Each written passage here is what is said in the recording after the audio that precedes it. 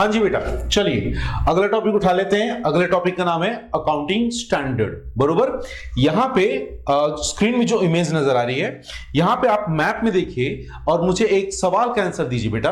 India में इतने सारे स्टेट्स हैं, क्या सारे स्टेट्स में सेम लैंग्वेज बोली जाती है?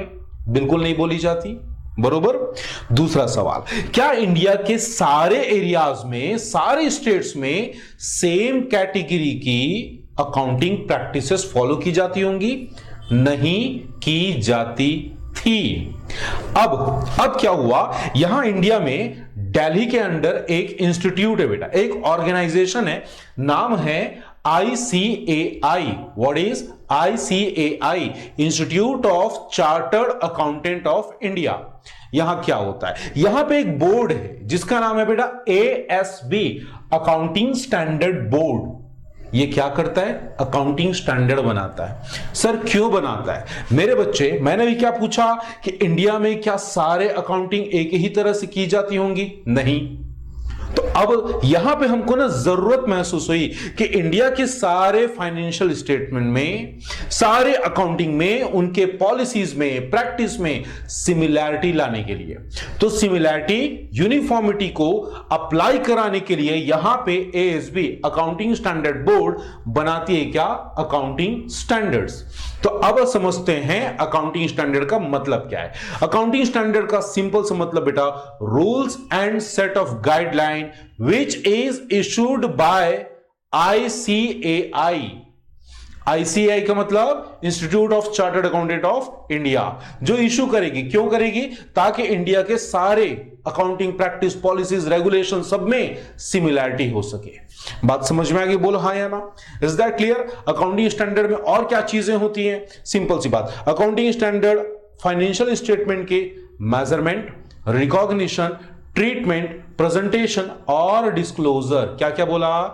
Measurement, recognition, treatment, presentation and disclosure के लिए काम करती है, ताकि सारी चीजें ना सेम वे पे काम में लाई जा सके।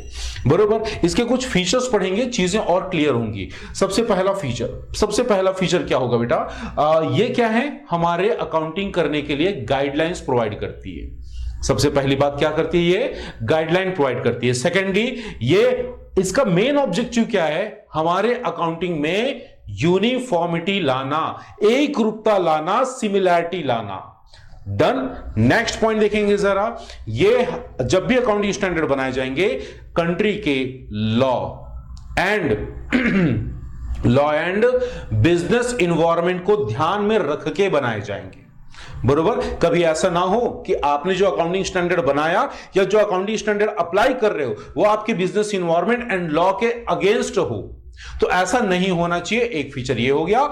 अगला देखेंगे बेटा, ये है मैंडेटरी। क्या है ये? मैंडेटरी। अब मैंडेटरी वर्ड का मतलब होता है बेटा, सिंपली उसको समझ सकते हैं आप, कंपलसरी होता है। क्या बोला मैंने? कंपलसरी।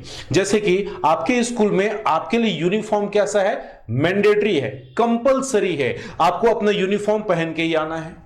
सर ऐसा क्यों है? मेरे बच्चे, यूनिफॉर्म आपको इसलिए कंपलसरी कराया गया ताकि स्टूडेंट, जितने भी स्कूल में स्टूडेंट हैं, सब में क्या हो? सिमिलैरिटी हो। वहां पे किसी भी तरह से ना अमीर गरीब, caste wise, region wise, background के हिसाब से कोई भी डिफरेंस ना हो। अकाउंटिंग स्टैंडर्ड को क्या कर दिया गया? मैंडेटरी कर दिया गया। मतलब इंडिया में जो भी बंदा अकाउंटिंग करेगा उसके लिए अकाउंटिंग स्टैंडर्ड कैसे होगा? कंपलसरी होगा। सर अगर मान लो हम अकाउंटिंग स्टैंडर्ड फॉलो ना करें तो क्या प्रॉब्लम होगा? मेरे बच्चे, छोटे लेवल पे, एकदम छोटे लेवल पे आप without following the accounting standard अपनी अकाउंटिंग कर सकते हो। रजिस्टर में नोट करके हिसाब किताब करने वाला काम आप कर सकते हो। लेकिन जैसे ही आपका बिजनेस ऑर्गेनाइजेशन बड़ा होगा, जैसे ही आप बिजनेस में आगे बढ़ोगे, आपको टैक्सेशन एंड ऑडिट को फेस करना पड़ेगा। बरोबर। टैक्सेशन एंड ऑडिट को फेस करना पड़ेगा। और इनकम टैक्स एक्ट जो टैक्सेशन के लिए काम करेगा, income tax act 1961 accounting standard को मैंडेटरी बोलता है कि आपको अकाउंटिंग स्टैंडर्ड फॉलो करने पड़ेंगे। ऑडिट मतलब आपके कंपनी के, आपके बिजनेस के अकाउंट्स की चेकिंग करवाना, उसको बोलते हैं ऑडिट कराना। तो ऑडिट कंपनीज एक्ट 2013 में अकाउंटिंग स्टैंडर्ड को फॉलो करने के लिए मैंडेट करता है। इसका मतलब यह हुआ, छोटे लेवल पे रजिस्टर से काम चल सकता है, लेकिन जैसे आपका बिजनेस ग्रो होगा, जैसे ही आपका बिजनेस ग्रो होगा आपको अकाउंटिंग स्टैंडर्ड फॉलो करना ही पड़ेगा। तो बेटर क्या है बेटा, पहले से फॉलो कर लो ना। वेट क्यों करना कि बिजनेस बड़ा होगा फिर अकाउंटिंग स्टैंडर्ड फॉलो करेंगे, बिल्कुल नहीं, पहले से फॉलो करो, आप लॉफुली सारी चीजें रहेंगी। नेक्स्ट पॉइंट, आपका अकाउंटिंग स्टैंडर्ड कैसा होना चाहिए, फ्लेक्सिबल होना चाहिए। फ्लेक्सिबल का मतलब क्या होता है बेटा, कोई भी ऐसी चीज जो चेंजेस को अडॉप्ट कर ले, चेंजेस को अडॉप्ट करने की कैपेसिटी जिसमें है उसको हम बोलेंगे फ्लेक्सिबल। तो अकाउंटिंग स्टैंडर्ड भी कैसे होने चाहिए, फ्लेक्सिबल होने चाहिए। फ्लेक्सिबल का मतलब यहां पे ये हुआ बेटा, फ्लेक्सिबल होने का फायदा ये होगा कि जब जब business environment, economic policy, accounting में कुछ भी चेंज होगा, बिजनेस क्या होता है, डायनेमिक होता है, हर बार चेंज होता रहता है। तो जब जब बिजनेस में चेंजेस आएंगे आप उसको आसानी से अपने अकाउंटिंग स्टैंडर्ड में कवर अप कर लोगे। बात समझ में आ गई। यहां पे थोड़ा सा डिस्क्रिप्शन हमने दे दिया अकाउंटिंग स्टैंडर्ड का, थोड़ा सा डिटेल दे दिया, यहां से रीड करना है बेटा। बुक आपके पास में है, नोट्स आपके पास में, प्रॉपरली नोटिंग करनी है। थोड़ी सी बात अकाउंटिंग स्टैंडर्ड की और करेंगे जिससे ना अकाउंटिंग स्टैंडर्ड को हम आसानी से समझ सकते हैं। अगला है ऑब्जेक्टिव या फिर यूटिलिटी। ऑब्जेक्टिव और यूटिलिटी ऑफ अकाउंटिंग स्टैंडर्ड। पहला ऑब्जेक्टिव क्या बोला, ये क्या करेगा, इंडिया में हो रहे सारे अकाउंटिंग प्रैक्टिसेस में, अकाउंटिंग पॉलिसीज में जो डाइवर्सिफिकेशन है, जो डिफरेंस है, उसको मिनिमाइज करने का काम करेगा, कम करेगा। क्यों कम करेगा, अगला पॉइंट सुनो। टू प्रमोट बेटर अंडरस्टैंडिंग, जब सब कोई सेम कैटेगरी का अकाउंटिंग करेंगे, सेम रूल सेम गाइडलाइन को फॉलो करके अकाउंटिंग करेंगे तो अंडरस्टैंडिंग कैसी होगी, ऑटोमेटिकली बढ़ेगी, इंक्रीज होगी, प्रमोट होगी अंडरस्टैंडिंग। क्या मेरी बात समझ में आती है। थर्ड पॉइंट देखना, अकाउंटिंग पॉलिसी, जो सिग्निफिकेंट अकाउंटिंग पॉलिसी है उनके बेटर अंडरस्टैंडिंग में हेल्पफुल होगी।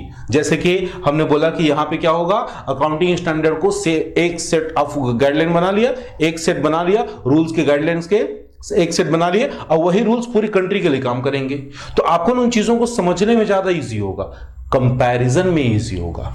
मेरी बात यहां तक समझ में आ रही, बोलो हाँ या ना। नेक्स्ट पॉइंट देख लो, वही लिखा है, क्या लिखा है, facilitate meaningful comparison, facilitate meaningful comparison.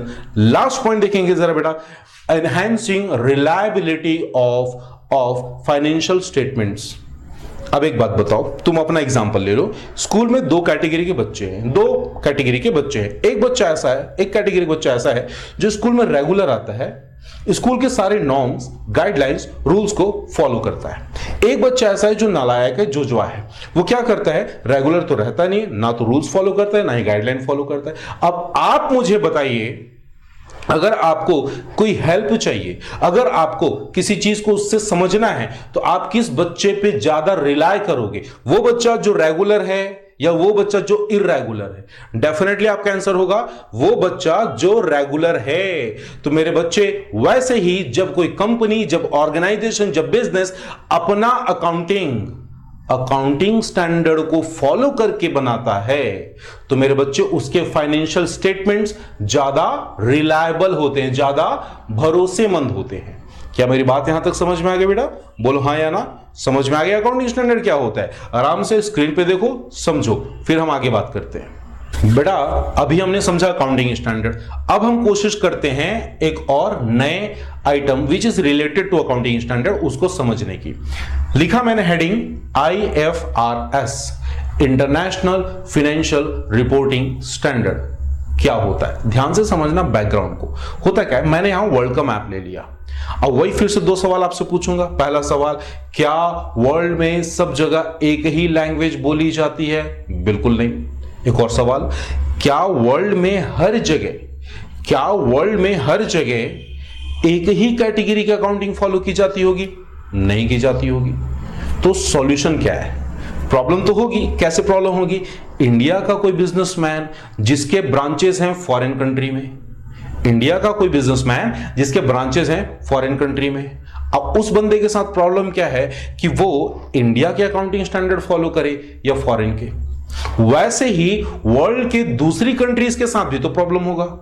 उन लोग को भी प्रॉब्लम होगा कि उनका जो डोमेस्टिक कंट्री है वो कहीं ऑस्ट्रेलिया हो सकता है, अमेरिका हो सकता है, कुछ भी हो सकता है, ठीक है। उनके ब्रांचेस इंडिया में हैं, उनको भी अकाउंटिंग करने में प्रॉब्लम होगा। तो यहां पे बड़ी समस्या वाली बात हो गई बेटा कि इंटरनेशनली जो बिजनेस करते हैं उनके साथ अकाउंटिंग में प्रॉब्लम हो रहा है। तो इसका सॉल्यूशन निकालने के लिए हमने एक और अकाउंटिंग स्टैंडर्ड डेवलप किया जो वर्ल्ड वाइड होगा। नाम रखा IAS। क्या नाम रखा? IAS, international accounting standard. क्या बोला मैंने? इंटरनेशनल अकाउंटिंग स्टैंडर्ड, बरोबर। अब आगे सुनना, 1973 में 1973 में यह सुपरसीड कर लिया गया IASC, international accounting standard committee द्वारा।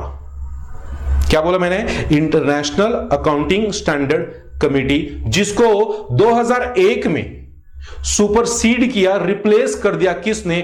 IASB, international accounting standard board. और इसके थ्रू बनाया गया इंटरनेशनल फाइनेंशियल रिपोर्टिंग स्टैंडर्ड। समझ गए क्या होता है इंटरनेशनल IFRS? क्या होता है? समझ में आ गई क्या बात? नहीं आई ना? मीनिंग समझो।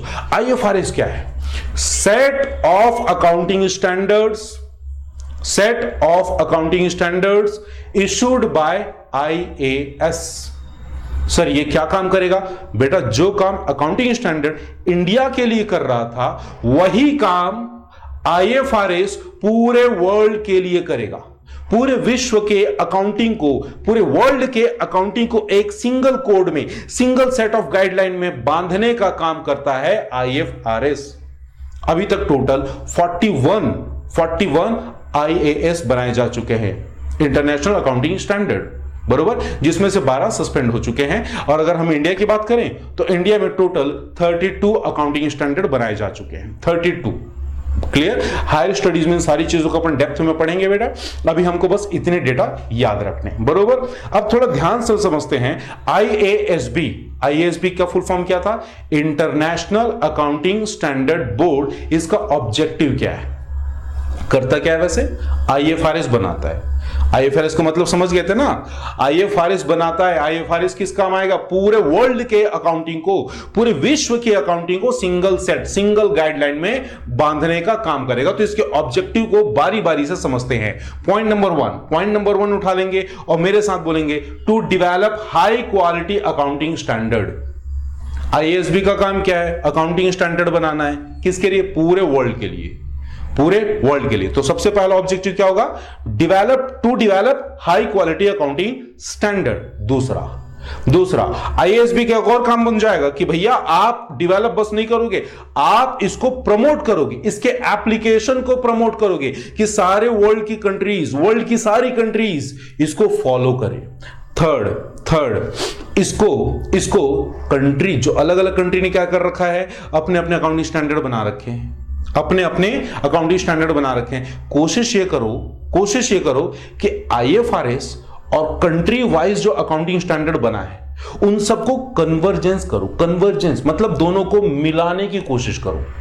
बात समझ में आ रही है? मतलब एक ऐसा अकाउंटिंग स्टैंडर्ड जो इंडिया के अंदर भी काम आ जाए और उस बंदे के लिए भी काम आ जाए जो इंडिया से बाहर, इंडिया के आउटसाइड में बिजनेस करता है, फॉरेन में भी उसकी ट्रेडिंग चलती है, बिजनेस चलती है। तो हमारे 3 ऑब्जेक्टिव होगा किसका? IASB का। क्या यहां तक मेरी बात समझ में आ गई? बोलिए हाँ या ना बेटा। अगला पॉइंट देखेंगे जरा मेरे साथ। अगला पॉइंट मैंने बोला IFRS बेस्ड फाइनेंशियल स्टेटमेंट्स क्या क्या होंगे, मतलब IFRS में क्या क्या चीजें बनाई जाएंगी। बेसिकली यहां पे किन किन फाइनेंशियल स्टेटमेंट को प्रोड्यूस किया जाएगा। तो सबसे पहला बेटा, जो हम बैलेंस शीट बनाते हैं उसको हम बोलेंगे स्टेटमेंट ऑफ फाइनेंशियल पोजीशन। दूसरा, जो हमारा प्रॉफिट लॉस अकाउंट होता है IFRS में क्या बनेगा? Statement of comprehensive income. तीसरा, जो कैपिटल से रिलेटेड अकाउंट बनाते हैं उसके लिए एक नई चीज बनाएंगे, नाम रखेंगे statement of change in equity. Cash flow भी तो बनाते हैं ना इंडिया में, कैश का आना, कैश का जाना, उसके लिए भी हम बनाएंगे। एंड लास्ट में उन सारे अकाउंट्स के नोट्स टू अकाउंटिंग का स्टेटमेंट भी हमको प्रिपेयर करना है। क्या मेरी बात यहां तक समझ में आ गई? बोलिए हाँ या ना। तो दीज आर द लिस्ट, बस इसको हमको IFRS के अंदर याद रखने हैं कि इतने सारी चीजें हमको बनानी होती हैं। Is that clear? कैसे बनेगा वो सारी चीजें हायर स्टडीज की बातें हैं बेटा, अभी फिलहाल हम इतना ही समझेंगे। Is that clear? थोड़ा सा आगे चलते हैं। अब मैं बात कर रहा हूं अजम्पशन इन IFRS। याद करो मैंने बोला था अकाउंटिंग के GAAP में अजम्पशंस, मैंने बोला था GCA going concern consistency accrual. Exactly same वैसे ही IFRS में कुछ अजम्पशंस लेके चलने हैं। पहला अजम्पशन अक्रूवल अजम्पशन, पहला अजम्पशन अक्रूवल। अक्रूवल आपको अच्छे से पता है क्या होता है। ट्रांजैक्शन को तभी रिकॉर्ड करो जब वो हो जाए, भले कैश मिला हो या ना मिला हो, भले कैश पे हुआ या ना हुआ हो। बरोबर मेरी बात, हम पहले ही बात कर चुके हैं बेटा, एग्जैक्टली सेम है, देयर इज नो डिफरेंस। दूसरा आता है गोइंग कंसर्न। गोइंग कंसर्न आपको अच्छे से पता है बेटा, बिजनेस हमने स्टार्ट किया है, क्लोज करने के लिए नहीं, बिजनेस इनफाइनाइट फ्यूचर तक चलते रहेगा, इसको बोलते हैं गोइंग कंसर्न अजम्पशन। हमको मान के चलना है कि बिजनेस फोर्सिबल फ्यूचर तक बंद नहीं करना है। थर्ड मेजरिंग यूनिट अजम्पशन, ये इंपॉर्टेंट है, यहां पे इस चीज को हमने पहले कवर नहीं किया था। गोइंग कंसर्न अक्रूवल को पहले कवर अप कर लिए थे, क्लियर। अभी आते मेजरिंग यूनिट अजम्पशन। तो मेजरिंग यूनिट अजम्पशन क्या बोलता है, आपको दो चीजों को यहां पे स्पेसिफिकली मेंशन किया गया। पहला एसेट्स को उसकी करंट वैल्यू आज की जो वैल्यू है उस पर रिकॉर्ड किया जाएगा। इंडियन अकाउंटिंग स्टैंडर्ड के हिसाब से एसेट्स को कितने पे रिकॉर्ड किया जाता है बेटा, उसकी हिस्टोरिकल कॉस्ट पे। कॉस्ट कॉन्सेप्ट पढ़े थे ना, तो वहां पे क्या बोला था मैंने कि बेटा जितने में भी एसेट्स को आपने खरीदा, याद है रीना और मीना, वहां पे डायमंड खरीदे थे 2 लाख रुपए का, मैंने केवल 10,000 रिकॉर्ड करने के लिए बोला था। अब नहीं बोलूंगा, अब मैं क्या फॉलो कर रहा हूं, IFRS फॉलो कर रहा हूं। तो IFRS में क्या बोला, एसेट्स को आप उसकी करंट वैल्यू पे रिकॉर्ड करोगे। दूसरा कैपिटल को करंट परचेजिंग पावर पे रिकॉर्ड करोगे। सर करंट परचेजिंग पावर मतलब, देखो बेटा एक्चुअली होता क्या है, हम बना रहे हैं अकाउंटिंग, कौन से अकाउंटिंग, किस चीज के लिए, जहां पे हमारा बिजनेस एक कंट्री में नहीं है, दूसरे कंट्री में भी है। तो दूसरे कंट्री में करेंसी तो दूसरी होगी, ठीक। जैसे डॉलर मान लेते हैं, तो हम इंडिया में रुपीस चलता है और फॉरेन में डॉलर चलता है। फॉरेन में जो ट्रांजैक्शन हो रहे हैं, फॉरेन में जो फाइनेंशियल स्टेटमेंट बनाए जा रहे हैं, वो डॉलर्स पे बनाए जा रहे होंगे, बोलो हाँ या ना, रुपीस पे तो नहीं बनाए जा रहे होंगे, बरोबर। तो आज की डेट पे रुपीस और डॉलर का भाव क्या चल रहा है, मतलब डॉलर का क्या भाव चल रहा है, $1 हम कितने में खरीद सकते हैं, तो जितने रुपए में हम खरीद सकते हैं उसी को मैं बोलूंगा करेंट परचेजिंग पावर। तो आपको जो कैपिटल है उसको उस करेंट परचेजिंग प्राइस के बेसिस पे लेकर एडजस्ट करना है। क्या मेरी बात समझ में आई, बोले हाँ या ना। रुपीस में नहीं करना है आपको, डॉलर का जो है, डॉलर की जो वैल्यू है आज के डेट पे करेंटली ईयर के एंड में जो डॉलर की वैल्यू है उसको आपको एडजस्ट करके चलना है। क्या मेरी बात समझ में आ गई। अगला एजम्पशन आता है बेटा करेंट परचेजिंग पावर, हम इसी के बारे में बात कर रहे थे। कैपिटल हमेशा ईयर के एंड में करेंट परचेजिंग पावर के बेसिस पे एडजस्ट किया जाएगा। करेंट परचेजिंग पावर हमको कंफ्यूज कर रहा है, एक काम करते हैं, एक एग्जांपल से समझते हैं, ठीक है, ध्यान से समझना। मैंने फॉरेन में बिजनेस स्टार्ट किया 1 जनवरी 2020 को, कितना, 1 जनवरी 2020 को। अब 2020 में मैंने स्टार्ट किया $1,000 में, कितने में, $1,000 में। 70 रुपए उस टाइम भाव चल रहा था, किसका, डॉलर का। $1 अगर आपको चाहिए तो आपको 70 रुपए देने पड़ेंगे। तो मुझे कितने रुपए वहां पे लगाने पड़ेंगे, 70,000, बोलो हाँ या ना। $1,000 का बिजनेस स्टार्ट किया तो 70,000 रुपए लगाने पड़ेंगे, बोलो हाँ या ना बेटा। तो 70,000 मैंने लगा दिए। जब ईयर के एंड आया, 31 दिसंबर 2020 आया, उस टाइम डॉलर का भाव चल रहा था मान लो 75 रुपीस, कितना, 75। मैंने स्टार्टिंग में कितना पैसा लगाया, 70,000। कितने डॉलर का बिजनेस स्टार्ट किया था, $1,000 का। ईयर के एंड में बाकी सारी चीजों को छोड़ देना, बीच में क्या हुआ कैसे हो छोड़ देना, लास्ट में $1,000 जो कैपिटल नजर आ रहा है आज की डेट में, मैं उसको कितने रुपए में मेजर करूंगा, 70,000 और 75,000। आप लोग की बारी। मैंने बोला करेंट परचेजिंग पावर।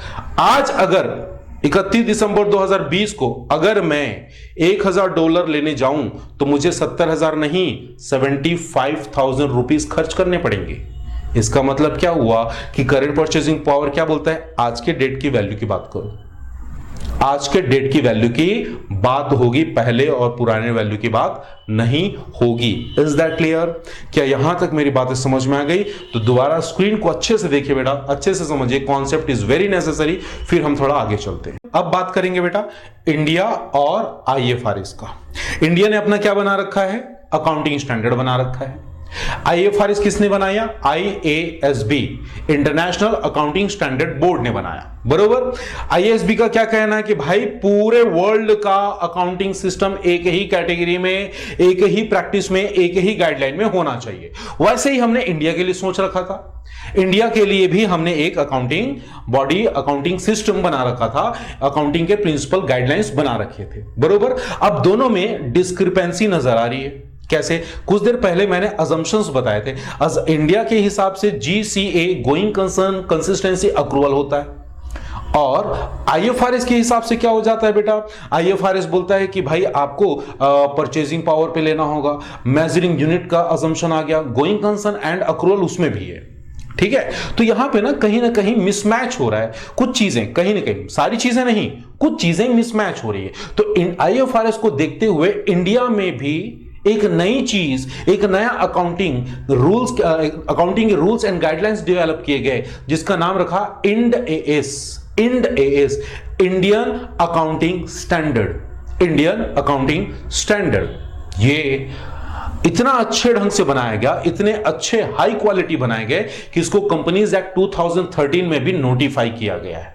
बात समझ में आ रही है? और उन कंपनीज पे मैंडेटरी, कंपल्सरली एप्लीकेबल है, जो पहली बात, जो खुद stock exchange, SEBI, security exchange board of India, stock exchange में लिस्टेड है। दूसरा, जिनका नेटवर्थ 250 करोड़ से ज्यादा है, इन पे IND AS फुल्ली अप्लाइड है। एंड ये दो कंपनी आपने देख ली, जिनका मैंने क्या बोला, जो स्टॉक एक्सचेंज में लिस्टेड है, एंड जिनका नेटवर्थ 250 करोड़ से ज्यादा है। और इन दोनों कंपनी के होल्डिंग कंपनी, इन दोनों कंपनी के सब्सिडरी कंपनी, इन दोनों कंपनी के ज्वाइंट वेंचर वाली कंपनी, इन सब पे IND AS मैंडेटरी अप्लीकेबल कर दिया गया। बात समझ में आ रही है? तो थोड़ा सा IND AS का डेफिनेशन समझ लेते हैं क्या होता है।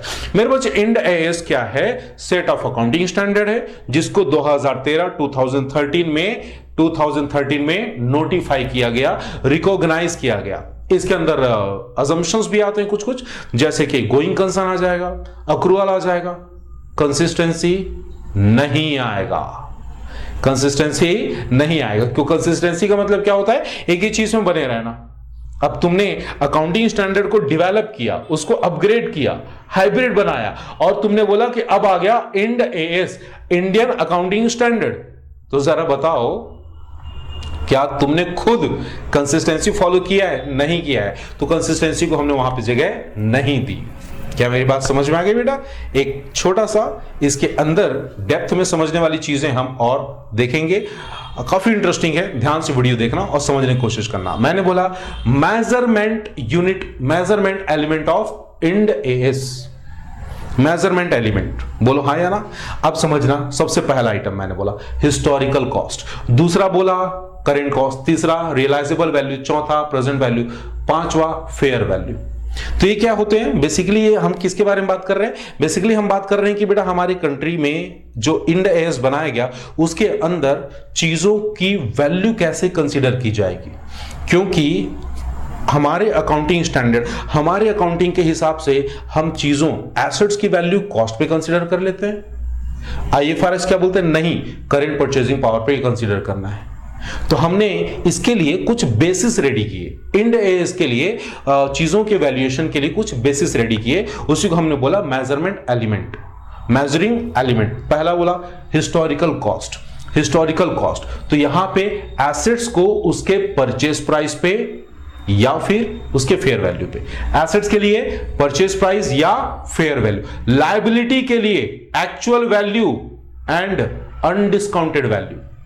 तो एसेट्स को कैसे रिकॉर्ड करना है? जो पैसा आपने दिया है या फिर जो उसकी आज की फेयर वैल्यू है। दूसरा, लायबिलिटी को उसकी एक्चुअल वैल्यू पे ही आपको रिकॉर्ड करनी है, उस पर कोई और छेड़खानी नहीं होगी। दूसरा समझते हैं करेंट कॉस्ट। करेंट कॉस्ट में वैल्यूएशन कैसे करना है? एसेट्स को उसकी करेंट कॉस्ट। तो करेंट कॉस्ट मतलब क्या हुआ?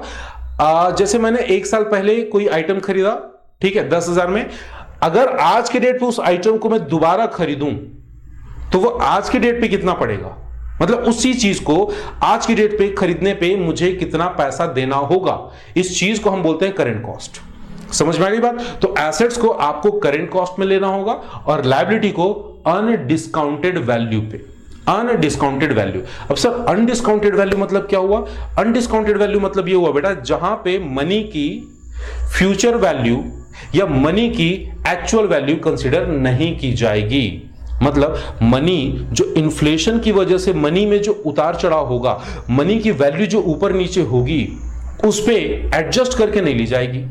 इन्फ्लेशन की वजह से होता है कि नहीं होता? जैसे कि समझो बचपन में तुम लोग छोटे छोटे थे तो 10 रुपए के 2 समोसे आ जाते थे, ठीक। अब समोसे का साइज वही रहा, मसाला वही रहा, सारी चीजें वही रही। बड़े हो गए, अब 10 रुपए का 1 समोसा आता है। इसका मतलब मनी की वैल्यू बढ़ी की घटी? घट गई। सेम चीज लेने के लिए तुमको ज्यादा वो पैसे देने पड़ रहे हैं। सेम चीज परचेज करने के लिए ज्यादा पैसा देना पड़े तो पैसे की वैल्यू डाउन हो गई। तो लायबिलिटी को ऐसा नहीं करना है, अनडिस्काउंटेड वैल्यू पे लेनी है। थर्ड की बात करेंगे रियलाइजेबल वैल्यू। रियलाइजेबल वैल्यू मतलब सिंपल सी बात, आज के डेट में उस चीज को अगर बेच दिया जाए तो कितना पैसा मिलेगा। करेंट कॉस्ट की बात नहीं कर रहा हूं बेटा। करेंट कॉस्ट में क्या बोला था? आज के डेट पे जितना में खरीदोगे, सेम चीज को दोबारा खरीदने में जितना पैसा लगेगा उसको करेंट कॉस्ट बोलोगे। रियलाइजेबल वैल्यू आज के डेट पे उसको अगर बेचा जाए तो कितना पैसा मिलेगा उसको मैं बोलूंगा रियलाइजेबल वैल्यू। तो एसेट्स को कैसे रिकॉर्ड करेंगे? रियलाइजेबल वैल्यू को, और लायबिलिटी को उनके सेटलमेंट वैल्यू पे, मतलब जितने की लायबिलिटी है उसके लिए आपको कितना पैसा देना पड़ रहा है, कितने पैसे पे करने की जरूरत है उस लायबिलिटी को कंप्लीट करने के लिए, सेटल करने के लिए जितने पैसे आपको देने पड़ रहे हैं उसको हम बोलेंगे सेटलमेंट वैल्यूज। नेक्स्ट पॉइंट है बेटा आपका प्रेजेंट वैल्यू। प्रेजेंट वैल्यू का मतलब क्या हुआ? आज के डेट पे आपके कैश जो पहले आपने पे किया था उसकी वैल्यू आज के डेट पे क्या है। मान लिया कि पहले मैंने जैसे ना अभी समोसे का एग्जांपल लिया, तो 10 साल पहले आप 10 रुपए में 2 समोसे ले आते थे, बरोबर। मतलब एक समोसे की वैल्यू कितनी हो गई थी? 5 रुपए। आज उसी समोसे को, सेम साइज का, सेम मसाला, सारी चीजें, उसी को दोबारा खरीदने के लिए आपको कितना पे करना पड़ता है? 10 रुपए। तो आज की डेट पे जो मनी की वैल्यू है उसको हम बोलते हैं प्रेजेंट वैल्यू। और यहां पे एसेट्स को रिकॉर्ड किया जाएगा, एसेट्स को उसके डिस्काउंटेड वैल्यू पे रिकॉर्ड किया जाएगा। डिस्काउंटेड वैल्यू मतलब बेटा उस टाइम के 10 साल पहले जो वैल्यू थी और आज की जो वैल्यू है उसमें एडजस्टमेंट्स करके अगर मनी की वैल्यू घटी है तो उसको हम बोलेंगे डिस्काउंटेड वैल्यू। तो जो भी मनी की वैल्यू घट चुकी है उस वैल्यू पे घटाकर डिस्काउंट करके उस वैल्यू पे रिकॉर्ड किया जाएगा एसेट्स को। लायबिलिटी को भी एग्जैक्टली सेम वे पे प्रेजेंट डिस्काउंटेड वैल्यू पे रिकॉर्ड किया जाएगा। बरोबर मेरी बात? बोलो हाँ या ना। समझ में आ रहा होगा? नहीं आ रहा होगा बेटा तो नोट डाउन जरूर करना, चीजों को अच्छे से समझना। वीडियो दोबारा देखो, 3 बार देखो, 4 बार देखो, कॉन्सेप्ट पकड़ के चलना है। बहुत इंपॉर्टेंट टॉपिक है। मोस्ट ऑफ द स्टूडेंट्स इसको थ्योरी टॉपिक समझ के इग्नोर कर देते हैं। बेसिकली यहीं से तुम्हारे अकाउंटिंग के बेसिस क्लियर होते हैं बेटा, बाद में अटकने का कोई प्रॉब्लम नहीं आएगा। Last fair value. Fair value जैसे कि मेरे पास मोबाइल है, बरोबर। अब अगर उस मोबाइल को मैं एक्सचेंज करने जाता हूं, एक्सचेंज, तो उस मोबाइल के बदले मुझे कितने की चीज मिल जाएगी।